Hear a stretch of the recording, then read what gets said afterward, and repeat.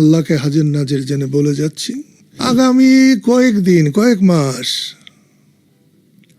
আওয়ামী লীগ তার পজিশনে যাবে।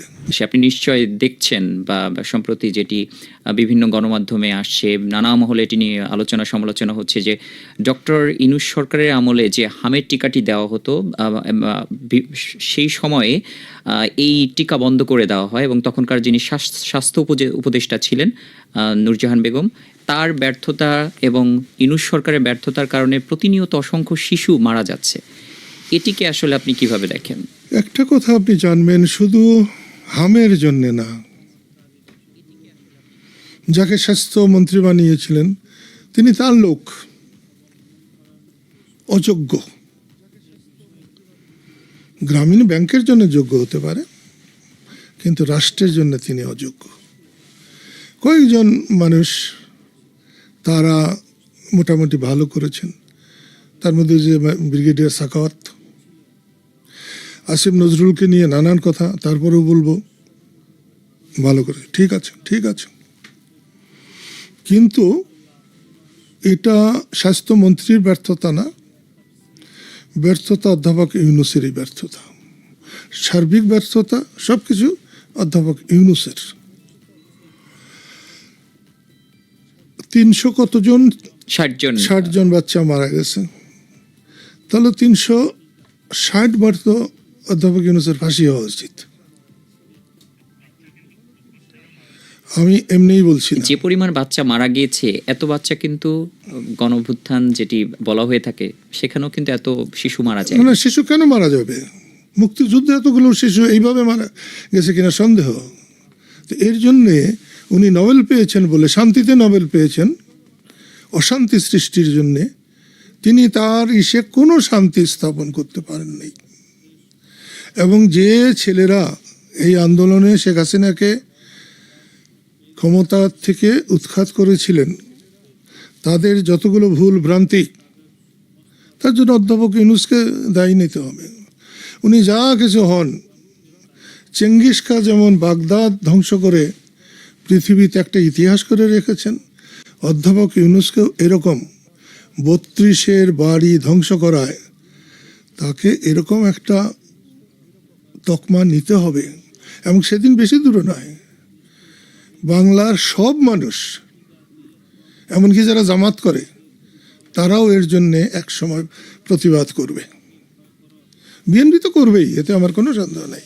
কারণ বিএনপি, মুক্তিযুদ্ধ না থাকলে বিএনপি থাকে না। আর মুক্তিযুদ্ধ তৈরি করেছে আওয়ামী লীগ।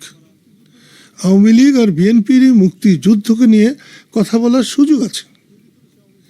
যদিও আমাদের অনেক বড় বড় নেতা, যাদেরকে কেউ মানে কিনা জানি না, জনগণের উপরে কোনো প্রভাব আছে কিনা জানি না, তারা জিয়াউর রহমানকে ছোট করার চেষ্টা করেছে। জিয়াউর রহমান অত ছোট না, জিয়াউর রহমান স্বাধীনতার ঘোষক না। জিয়াউর রহমান মুক্তিযুদ্ধে একটা প্রবাদ পুরুষ। মুক্তিযুদ্ধে জিয়াউর রহমান স্বাধীনতার ঘোষক না বললাম যেমনি, তেমনি মুক্তিযুদ্ধে একমাত্র স্বাধীনতার ঘোষক জিয়াউর রহমান, সেটা বঙ্গবন্ধুর পক্ষে। জিয়াউর রহমানের নিজের থেকে স্বাধীনতার ঘোষণা দেওয়ার শক্তি সামর্থ্য তখন ছিল না, যেমনটি তিনি বলেছিলেন on behalf of our great leader. সেইটা বিএনপির অনেক নেতারা আছে যারা সব বোঝে, এত ইংরেজি জানে, কিন্তু on behalf of our great national leader Bangabandhu Sheikh Mujibur Rahman এই কথাটা বোঝে না। না বোঝায় তাদের ক্ষতি হবে। কিন্তু জিয়াউর রহমানকে যেমন মুছে দেওয়া যাবে না, 1000 বছরেও বঙ্গবন্ধু শেখ মুজিবকে মোছা যাবে না, মৌলানা আব্দুল হামিদ খান ভাসানীকে মোছা যাবে না, হোসেন শহীদ সরওয়ার্দিকে মোছা যাবে না, শেরে বাংলা একে ফজলুল হককে মোছা যাবে না। যাদের মোছা যাবে না, তাদের আমরা ছোটরা চেষ্টা করলেই মুছতে পারবো না। আওয়ামী লীগের প্রতিষ্ঠাতা সাধারণ সম্পাদক শামসুল হক মোছা যাবে না। আমরা একটু ভিন্ন প্রসঙ্গে আসি। আপনি নিশ্চয়ই শুনেছেন এবং বিভিন্ন জায়গায় আমরা এখন দেখি যে 5ই আগস্টের যে অভ্যুত্থান হলো এবং আওয়ামী লীগ সরকারের পতনের পরে মুক্তিযুদ্ধকে এবং 5ই আগস্টের যে অভ্যুত্থান সেটিকে কি অনেকে এক পাল্লায় দেখার চেষ্টা করেন এবং বলেন যে এটি দ্বিতীয় স্বাধীনতা। এটিকে আপনি কিভাবে মূল্যায়ন করবেন? কি বলবো, সহজে কোনো কিছু পেলে অনেকেই তা হজম করতে পারে না। স্বাধীনতাটা যে কত ত্যাগ তিতিক্ষার মধ্য দিয়ে এসেছে সেটা যারা না উপলব্ধি করতে পারেন তারা এরকম বলেন। এরপরেও আন্দোলন হবে, এরপরেও সরকারের পতন হবে, এর চেয়ে কঠিনভাবে পতন হবে, কিন্তু সেটা স্বাধীনতা হবে না, সেটা দ্বিতীয় তৃতীয় চতুর্থ স্বাধীনতা হবে না। স্বাধীনতাকে অবমূল্যায়ন করলে যারা এটা করবেন তারাও অবমূল্যায়িত হবেন। এবং আপনি চোখের সামনে দেখতে পাচ্ছেন সত্যিকার অর্থেই বাংলাদেশের মানুষকে শ্বাস নেওয়ার মতো রাস্তা যারা করে দিয়েছেন সেই লোকেরা আজকে কিন্তু খুবই বিতর্কিত, খুবই মানুষের কাছে কি বলবো, নিন্দনীয়। বাংলাদেশের ইতিহাসে বিভিন্ন সময়ে রাজনৈতিক দলগুলোকে আইনি প্রক্রিয়ার মাধ্যমে নিষিদ্ধ করে রাখার একটা চেষ্টা আমরা দেখেছি এবং এটিকে আসলে এই যে একটা রাজনৈতিক দলকে নিষিদ্ধ করে রেখে তাদের যে অনুসারী বা মতাদর্শে যারা রয়েছে একটি বৃহৎ জনগোষ্ঠীকে কি আসলে চাপিয়ে রাখা যায়? এটি কি আসলে কতটুকু নেতিবাচক বা আমি ইতিবাচক? একটা জিনিস বলবো যে কাউকে আইন দ্বারা তার চলাফেরা, তার কথাবার্তা, তার স্বাধীনতা খর্ব করা উচিত না, ঠিক তেমনি কোনো সংগঠনেরও না। তবে এক্ষেত্রে বলবো 71 মুক্তিযুদ্ধের মধ্য দিয়ে যেভাবে সেই সময়ের জামাত অপরাধ করেছে তাকে নিষিদ্ধ করা হয়েছিল। এছাড়া সব কয়টা নিষিদ্ধ অথবা বাধা দেওয়া এগুলো অবৈধ। আপনি নিশ্চয় জানেন যে আওয়ামী লীগ 5ই আগস্টের পরে আওয়ামী লীগের কার্যক্রম অনেক ক্ষেত্রে শিথিল হয়ে গিয়েছে এবং অনেকে বলছেন যে রাজনৈতিক দল হিসেবে আওয়ামী লীগ আর কখনোই রাজনীতিতে ফিরতে পারবে না। আবার কেউ সম্ভাবনার কথাও বলছেন। আপনি আসলে আপনার রাজনৈতিক দর্শন থেকে আওয়ামী লীগের পুনরুত্থান বা আওয়ামী লীগের ফিরে আসা বা নিঃশেষ হয়ে যাওয়া এটিকে কিভাবে দেখেন? আপনার মূল্যায়ন একটা কি? জিনিস বলবো, আপনার এখানে আমি জীবনে প্রথমে এসেছি, এখানে আমার আসা যাওয়া ছিল যখন নঈম জাহাঙ্গীর ছিল, তারপরে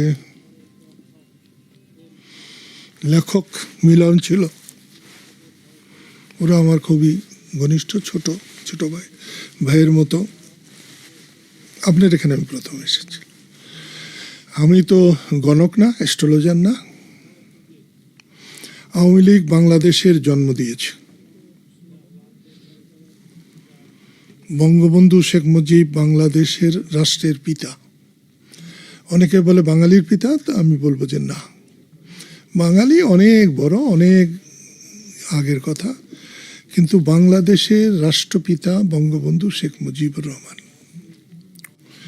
আপনি যাই বলুন না কেন, যারা শেখ হাসিনার সরকারে ছিলেন, যারা অতিরিক্ত করেছেন, দেশে আইন শৃঙ্খলা আছে, আইনের বই আছে, সংবিধান আছে, সেই অনুসারে তাদের বিচার হবে। দরকার বলে শেখ হাসিনারও বিচার হবে, আমারও বিচার হইতে পারে যে আমি বঙ্গবন্ধুরে ভালোবাসি, মুক্তিযোদ্ধা ছিলাম, হতে পারে। কিন্তু দলীয়ভাবে নিষিদ্ধ করা, কার্যক্রম বন্ধ রাখা, এটা যারা করেছে তারাই অন্যায় কাজ করেছে। এবং আপনাকে আমি আল্লাহকে হাজির নাজির জেনে বলে যাচ্ছি, আগামী কয়েক মাস আওয়ামী লীগ তার পজিশনে যাবে। কিন্তু আওয়ামী লীগ যা করে, শেখ হাসিনার নেতৃত্বের আওয়ামী লীগ যা করে গদিচ্যুত হয়েছে, তা যদি করে আওয়ামী লীগ আবার ডুববে। আজকের বিএনপি তারাও যদি শেখ হাসিনার নেতৃত্বে যেভাবে সরকারটা চলেছিল সেইভাবে চলে, তাহলে তারেক রহমানের সরকারও ডুববে। তাহলে আসলে মানুষের কথা শুনতে হবে, মানুষকে বিশ্বাস করতে হবে এবং মানুষের বিশ্বাস অর্জন করতে হবে।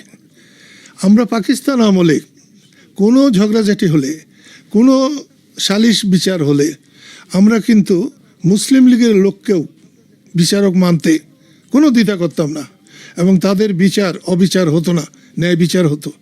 কিন্তু আজকে আওয়ামী লীগ কোনো গোলমাল হলে বিএনপির কোনো লোককে বিচারক মেনে সেই অনুষ্ঠান হতে দেবে না, বা আওয়ামী লীগ বিএনপি আওয়ামী লীগের কোনো নেতাকে বিচারক মেনে সেটা মেনে নেবে না।